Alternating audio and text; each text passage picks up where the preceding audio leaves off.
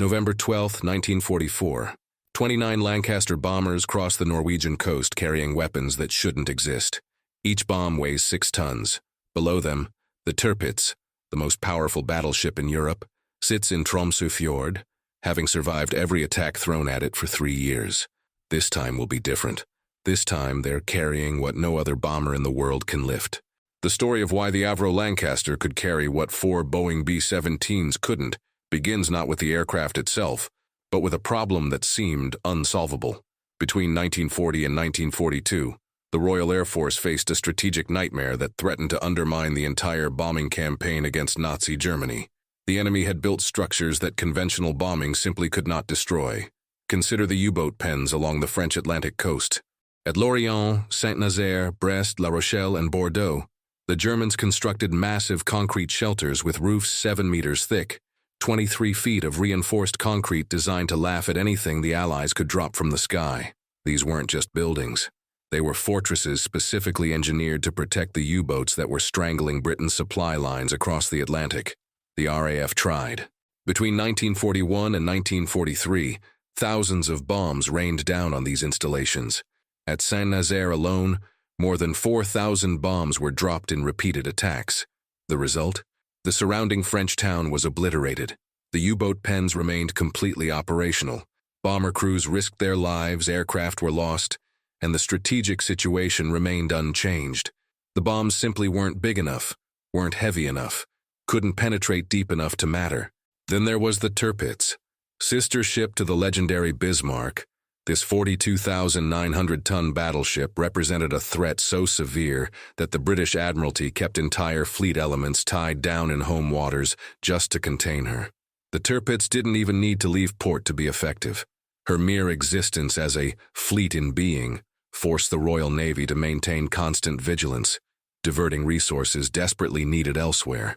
Hidden in Norwegian fjords, protected by mountains, smoke screens, anti-torpedo nets, and fighter cover, she seemed untouchable. Carrier airstrikes caused minimal damage. Midget submarines managed to damage her but not sink her. Conventional RAF bombing raids proved utterly ineffective. Railway viaducts presented another category of impossible target. These weren't modern structures that could be easily collapsed. Many were Victorian-era engineering marvels.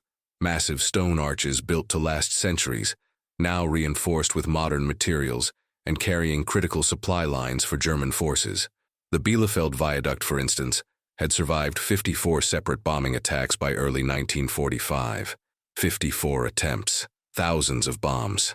The viaduct stood firm, trains continued to roll, and German logistics remained intact. Underground facilities completed the nightmare scenario. As the war progressed, Germany moved critical manufacturing and command infrastructure below ground. V-weapon sites, command bunkers, and industrial facilities buried under meters of earth and concrete were essentially immune to conventional attack. You could crater the landscape above them all day long. The installations below would continue operating. The physics of the problem were brutally simple. To destroy reinforced concrete, you need kinetic energy, mass multiplied by velocity. A heavier bomb traveling faster hits harder, but there's more to it than that. The bomb must remain structurally intact through the impact, penetrating deep before detonation. A bomb that explodes on the surface, no matter how large, wastes most of its energy cratering the exterior. The real damage happens when the explosive force is contained and directed by the surrounding material, when the bomb detonates inside or beneath the target structure. By 1942, Allied bombers faced hard limits. The Boeing B-17 Flying Fortress, backbone of the American daylight bombing campaign, could carry a maximum of 4,500 pounds of bombs, but that payload was divided between 2 bomb bays, forward and aft, separated by the main structural spar that gave the aircraft its strength. The largest single bomb a B-17 could carry internally was 2,000 pounds. The AN-M66 general-purpose bomb was a capable weapon, but against 7 meters of reinforced concrete, it might as well have been a firecracker. The consolidated B-24 Liberator had similar limitations. British bombers like the Short Stirling and Handley Page Halifax could carry more total weight, up to 13,000 pounds in the Halifax case. But they too faced structural constraints on individual bomb size. The bombs had to fit through bay doors, clear internal structures, and not compromise the aircraft's structural integrity. Bigger bombs meant bigger bays, but bigger bays meant cutting through critical structural members, weakening the airframe. This created an engineering paradox. The bombs needed to be bigger, but making them bigger required aircraft modifications that seemed impossible, without fundamentally compromising the bomber's strength and performance. It appeared to be an unsolvable problem, until an engineer named Barnes-Wallis proposed something radical. Barnes-Wallis was chief designer at Vickers Armstrong, an aeronautical engineer with an unconventional mind. In 1940 and 1941, while most bombing theorists focused on explosive yield and blast radius, Wallis became obsessed with a different concept: earthquake bombs. His theory was revolutionary. Instead of trying to blast through a target with explosive force alone, what if you used the bomb's kinetic energy to create seismic shockwaves? What if you could make the Earth itself become the weapon? Wallis envisioned bombs weighing 10 tons, 20,000 pounds, dropped from altitudes of 40,000 feet. At that height, the bomb would accelerate to supersonic speeds, hitting the ground with enough kinetic energy to penetrate 100 feet into the Earth. When it detonated at that depth, the explosion would create a camouflage, an underground cavity, and the resulting seismic shock would propagate through the ground like an earthquake, cracking foundations, collapsing structures, and destroying targets that surface explosions couldn't touch.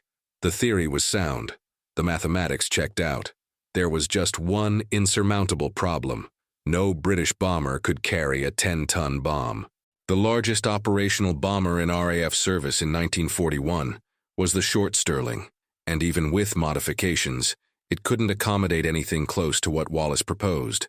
His earthquake bomb concept seemed destined to remain theoretical, a brilliant idea with no practical application. But Wallis asked a question that would change everything. What if we designed the bomb and the bomber together? The answer to that question was already taking shape at Avro's design offices, though nobody realized it yet. The story begins with a failure. The Avro Manchester, introduced in 1940, was supposed to be the RAF's next-generation heavy bomber. It had good payload capacity and reasonable performance, but it was powered by two Rolls-Royce Vulture engines, 24-cylinder X-configuration monsters that proved catastrophically unreliable. Manchesters were falling out of the sky due to engine failures. The aircraft was withdrawn from service after less than 2 years. It was a disaster. But Roy Chadwick, Avro's chief designer, saw an opportunity in the failure.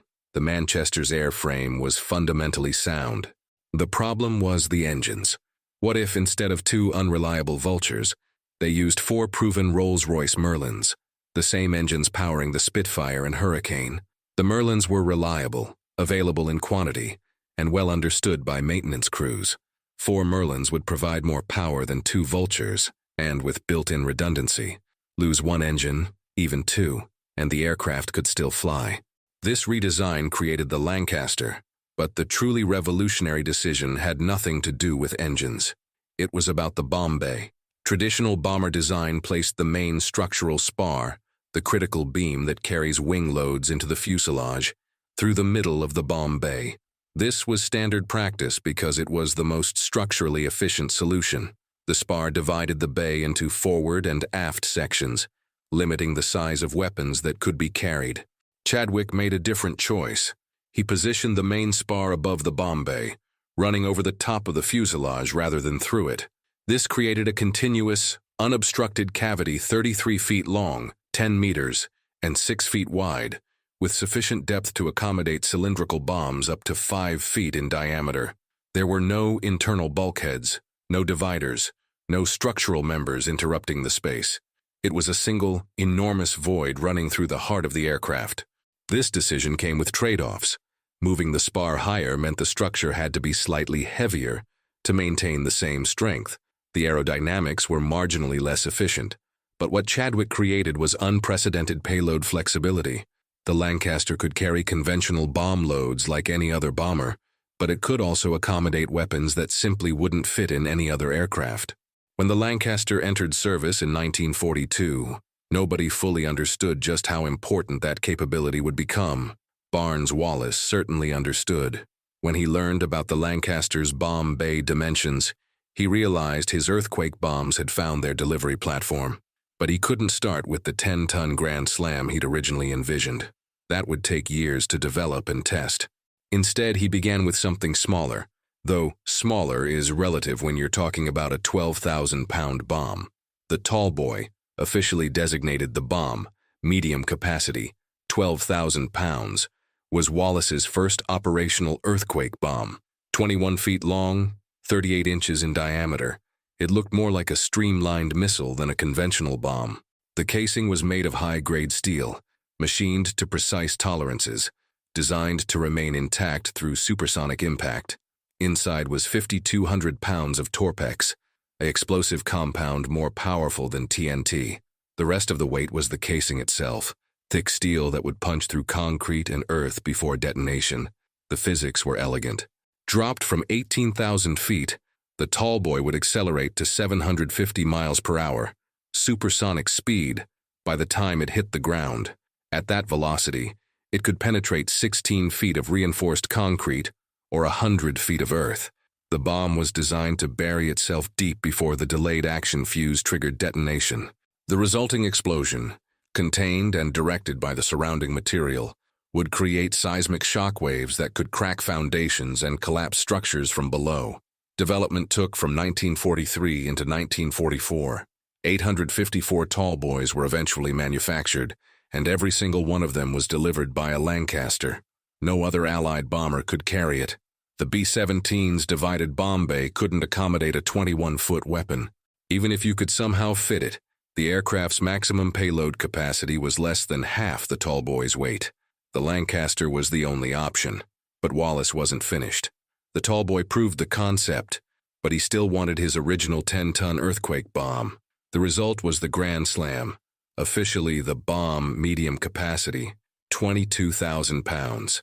26 feet 6 inches long, 46 inches in diameter, weighing 22,400 pounds, 10 metric tons.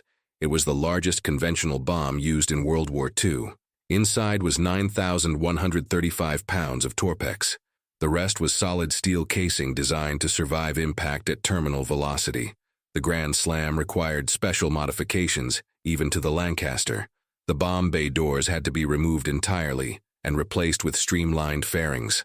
The aircraft, designated Lancaster BI Special, had armor and some defensive armament removed to save weight.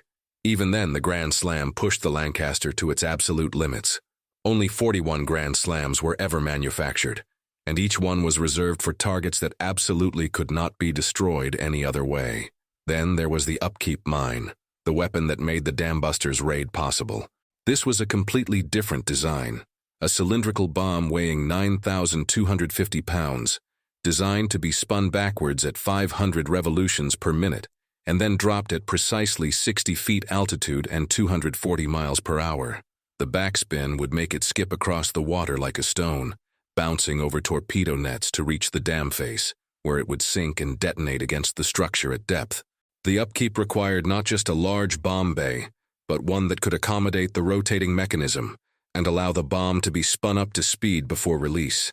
The Lancaster's unobstructed bay made this possible.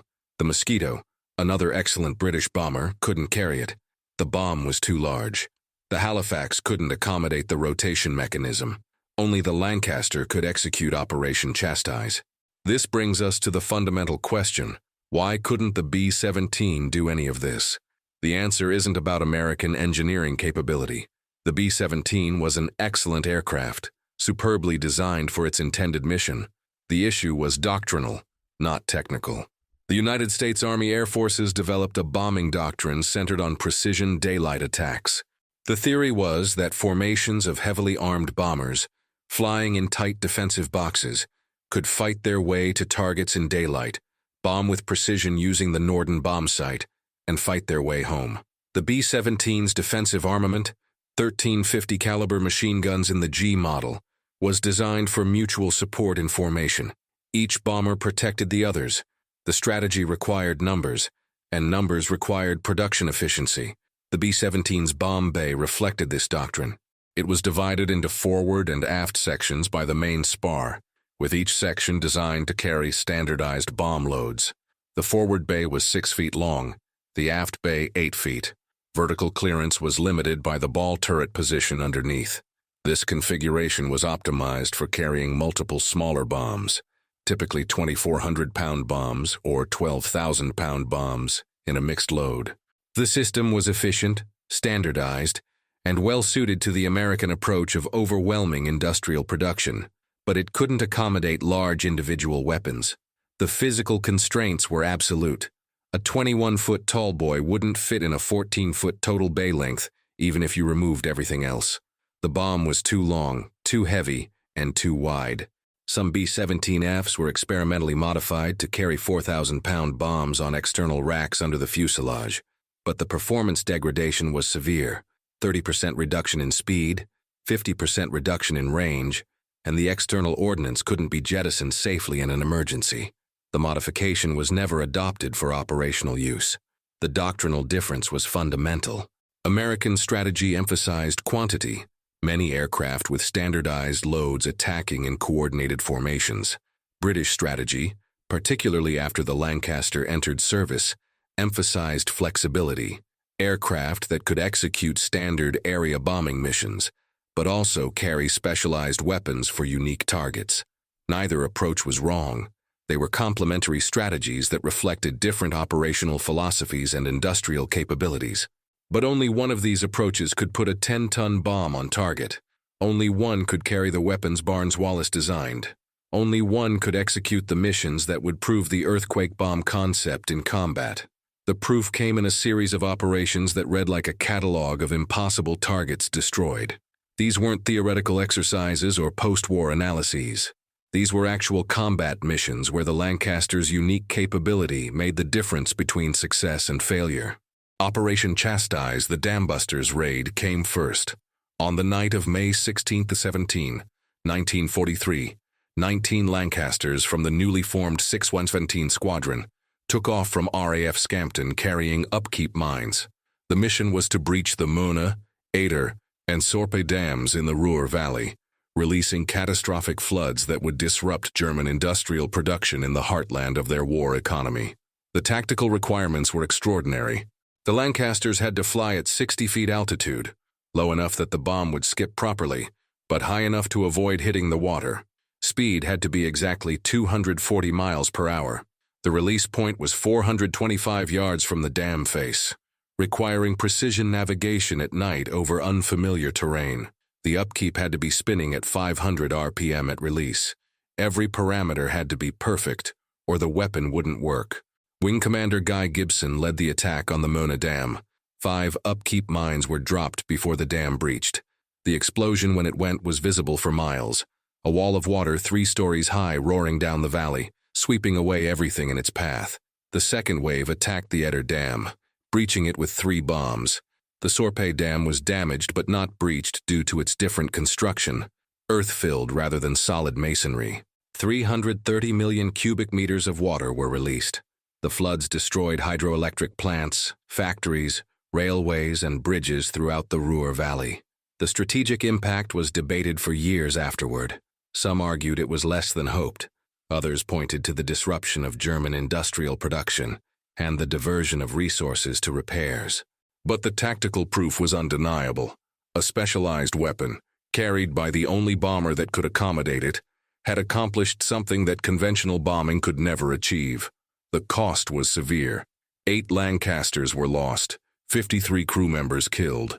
But Operation Chastise proved that precision attacks with specialized weapons could achieve strategic effects that saturation bombing could not. It also established 617 Squadron as the RAF's elite precision bombing unit, the specialists who would be called upon for the most difficult missions of the war. The Tirpitz campaign demonstrated the earthquake bomb concept against a target that had defied every previous attempt to destroy it. The battleship had been a thorn in the Royal Navy's side since 1942. Based in Norwegian fjords, protected by geography and defenses, she tied down British capital ships that were desperately needed elsewhere. Carrier airstrikes in 1942 and 1944 caused damage but nothing decisive. In September 1943, British X-craft midget submarines penetrated Kofjord and placed explosive charges under the Tirpitz, causing significant damage and putting her out of action for months. But she was repaired and remained a threat. The RAF tried conventional bombing. On April 3, 1944, 40 Barracuda dive bombers from the carriers Victorious and Furious attacked, scoring 14 hits. The Tirpitz was damaged, but not sunk. More carrier strikes followed through the summer. The battleship was hit repeatedly, but she remained afloat, and the Germans continued repairs. Conventional bombs, even direct hits, couldn't deliver enough destructive force to sink a ship with 16-inch armor plate. Then came the tall boys. Operation Paravane, launched on September 15, 1944, sent 27 Lancasters from 617 and 9 squadrons to Tromsø Fjord, carrying 12,000-pound tall boys. The bombers flew from northern Scotland, staged through a Soviet airfield to extend their range, and attacked from 14,000 feet. One tall boy hit the Tirpitz directly, penetrating the armored deck and exploding inside the ship. The damage was catastrophic. The bow was flooded, the ship's engines were damaged, and she was no longer seaworthy. The Germans moved the Tirpitz to Tromsø, farther north, where she would serve as a floating battery. They believed she was safe there, beyond the range of British bombers. They were wrong. On November 12, 1944, Operation Catechism sent 29 Lancasters to Tromsø. The weather was clear, visibility perfect. The Tirpitz had no torpedo nets in the shallow fjord, and German fighter cover was minimal. The Lancasters attacked from 12,000 to 14,000 feet. Multiple tall boys hit the ship. At least 2 penetrated the armored deck. One hit near the port magazine, and the resulting explosion tore the ship apart from the inside. The Tirpitz rolled over and capsized in 15 minutes. More than 1,000 crew members were killed, many trapped inside the hull as it turned turtle. The strategic impact was immediate. The home fleet was freed for deployment to the Pacific. The threat that had dominated British naval planning for 3 years was eliminated, and it was done by standoff bombing, aircraft dropping weapons from altitude, never coming within range of the ship's guns. This was unprecedented. Capital ships had been sunk by torpedoes, by other ships, by submarines, but never by bombs dropped from high altitude. The tall boy made it possible, and only the Lancaster could carry the tall boy. The U-boat pens presented a different challenge. These weren't mobile targets that could be tracked and attacked. They were permanent fortifications, and the Germans had built them to be indestructible. The pens at Lorient, Saint-Nazaire, Brest, La Rochelle, and Bordeaux had roofs 7 meters thick, reinforced concrete designed to absorb any punishment the Allies could deliver. And for years, they did exactly that. Conventional bombing had failed completely. Thousands of bombs had been dropped on these installations between 1941 and 1943. The surrounding French towns were devastated. The pens remained operational. The problem was simple physics. A 2,000-pound bomb exploding on the surface of 7 meters of reinforced concrete would crater the exterior, but the structure beneath would remain intact. The explosive force dissipated into the air. The concrete absorbed the shock. The U-boats inside were completely protected. The tall boy changed the equation. When 617 Squadron began attacking U-boat pens in June 1944, after D-Day, they used a different tactic. Instead of trying to blast through the roof, they aimed for near misses. A tall boy dropped beside the structure would penetrate deep into the earth, 60, 80, 100 feet, before detonating. The explosion at that depth created a camouflage, an underground cavity, and the seismic shock propagated through the ground into the foundation of the structure. Reinforced concrete is strong in compression but weak in tension. It can support enormous weight pressing down, but it cracks when pulled or twisted. The seismic shock waves from a tall boy detonation created exactly that kind of stress, twisting, shearing forces that cracked the concrete from below. The roof might remain intact, but the internal structures would collapse. The walls would crack. The facility would become unusable even if it wasn't completely destroyed. At Brest, tall boys penetrated the roof directly in some cases, the kinetic energy of the supersonic impact punching through what conventional bombs couldn't touch. At La Pallice, the structural damage was severe enough that the Germans evacuated the facility. At Farge, a massive U-boat construction bunker, tall boys caused enough damage to disrupt operations. The pens weren't always completely destroyed, but they were denied to the enemy, and that was the strategic objective. The Bielefeld Viaduct became the proving ground for the Grand Slam. This Victorian-era railway viaduct, 24 arches of massive stone masonry reinforced with modern materials, had survived 54 bombing attacks by March 1945. It was a critical rail link for German forces, and it seemed indestructible. Conventional bombs had cratered the approaches, damaged the tracks, but the structure itself stood firm. Repairs were made, trains continued to roll, and the viaduct remained operational. On March 14, 1945, Operation Grayling sent 19 Lancasters from 617 Squadron to Bielefeld. 14 carried tallboys, 4 carried conventional bombs, and 1, flown by squadron leader C.C. Calder, carried a Grand Slam. It was the first operational use of the weapon, and everyone wanted to see if Wallace's ultimate bomb would live up to its theoretical promise. Calder's Lancaster was a BI special, modified specifically for the Grand Slam. The bomb bay doors had been removed and replaced with streamlined fairings. Armor had been stripped out. Even some defensive armament had been removed to save weight. The aircraft was flying at its absolute maximum capacity, and the Grand Slam filled the entire bomb bay, its tail fins extending into the slipstream. The attack went in at 15:37 hours. Calder dropped from 11,965 feet, using the SABS, stabilizing automatic bomb sight, for precision. The Grand Slam fell for nearly 40 seconds, accelerating to supersonic speed. It hit 30 yards from the base of the viaduct and penetrated more than 60 feet into the earth before the delayed action fuse triggered detonation. The explosion created an underground cavity and sent seismic shock waves through the ground into the viaduct's foundation. A 100-yard section of the structure collapsed. Multiple arches were destroyed. The viaduct was rendered permanently unusable. The tallboys dropped by the other Lancasters caused additional damage. After 54 failed attempts with conventional weapons, the Grand Slam succeeded on its first operational use. Only 41 Grand Slams were ever used in combat. Each one was reserved for targets that could not be destroyed any other way. Submarine pens, railway viaducts, bridge structures, underground facilities, the targets that had defied conventional bombing were systematically eliminated. The Grand Slam proved that no structure, no matter how heavily fortified, was invulnerable. If you could get a 10-ton bomb traveling at supersonic speed into the ground beside it, you could destroy it. The numbers tell the story of the Lancasters' war. 7,377 Lancasters were built in all variants. They served in more than 50 RAF squadrons at peak strength. Between 1942 and 1945, Lancasters dropped 608,612 tons of bombs, 2/3 of the total tonnage dropped by RAF Bomber Command during the entire war. The average payload per aircraft was higher than any other Allied bomber, which meant fewer sorties were needed to deliver the same destructive force.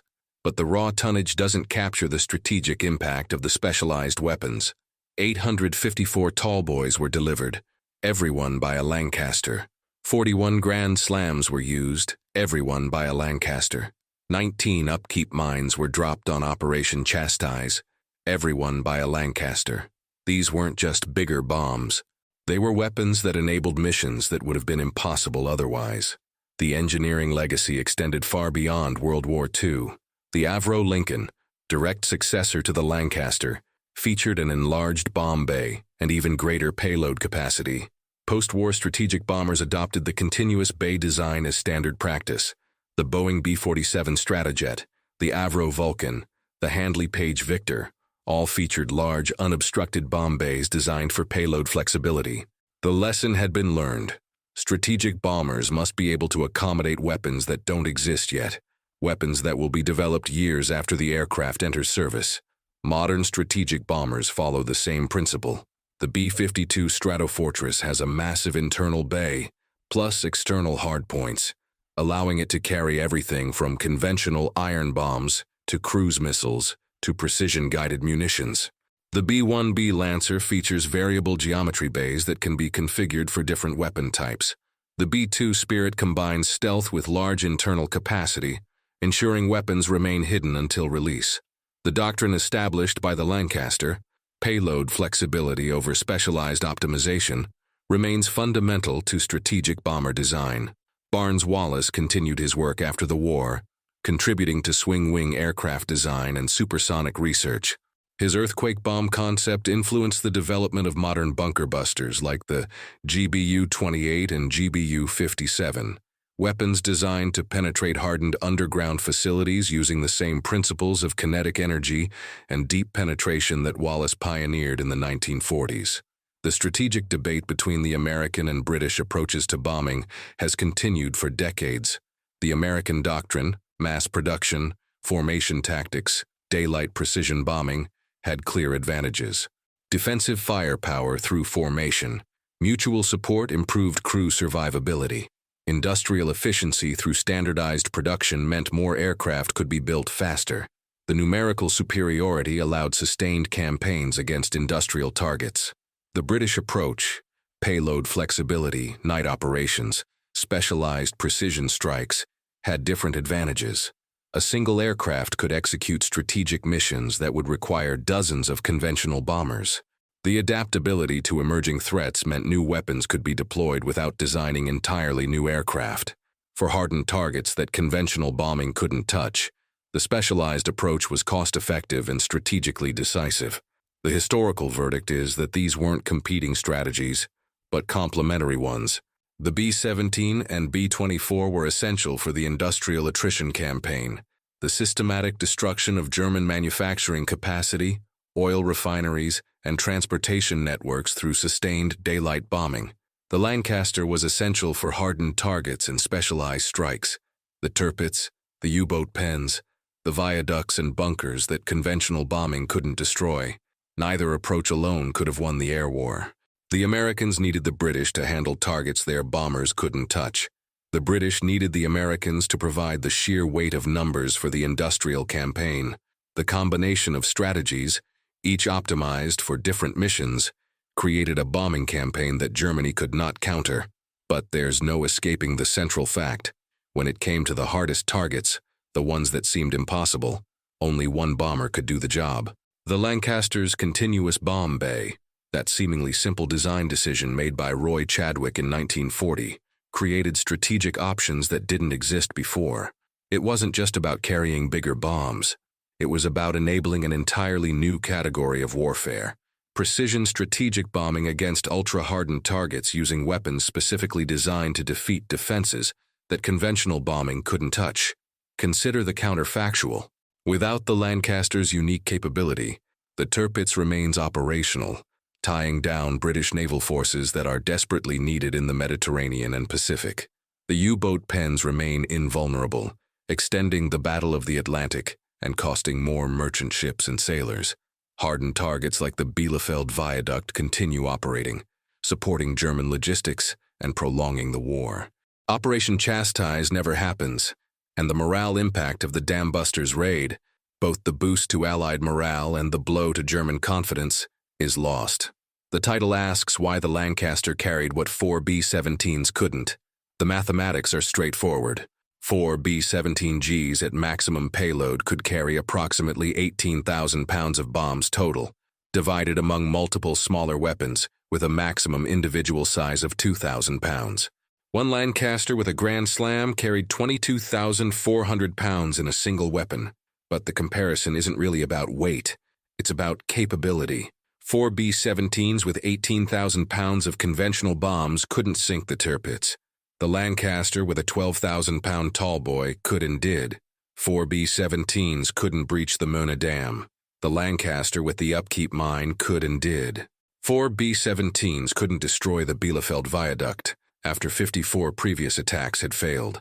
The Lancaster with the Grand Slam could and did on the first attempt. The bomb bay trick that changed the war wasn't really a trick at all. It was visionary engineering meeting strategic necessity. Roy Chadwick designed an aircraft with payload flexibility that exceeded anything else in the air. Barnes-Wallis designed weapons that exploited that flexibility to defeat targets that conventional bombing couldn't touch. Together, they created a capability that changed what was possible in strategic warfare. In war, the most important innovations are sometimes not the weapons themselves, but the platforms that deliver them. The Lancaster was that platform, the bomber that could carry what nothing else could, that could execute missions no other aircraft could attempt, that could destroy targets that seemed indestructible. The continuous bomb bay, 33 feet of unobstructed space running through the heart of the aircraft, was the key that unlocked strategic options the Allies desperately needed. That's why the Lancaster carried what 4 B-17s couldn't. Not because it was bigger or more powerful, but because it was designed from the beginning to do what no other bomber could do. And when the war demanded weapons that didn't exist yet, when the target seemed impossible, and the conventional approach had failed, the Lancaster was ready, the bomb bay was waiting, and history was changed. If you found this story of engineering brilliance and wartime innovation fascinating, make sure to subscribe to the channel so you don't miss our next deep dive into history's most remarkable aircraft and the missions that defined them. Hit that like button if you enjoyed learning about the Lancaster's unique capability, and drop a comment below. I'd love to know, which World War II bomber do you think had the most significant impact on the war? Was it the Lancaster's specialized precision strikes, the B-17's daylight campaign, or perhaps another aircraft entirely? Your thoughts and discussions make this community what it is. Thanks for watching, and I'll see you in the next one.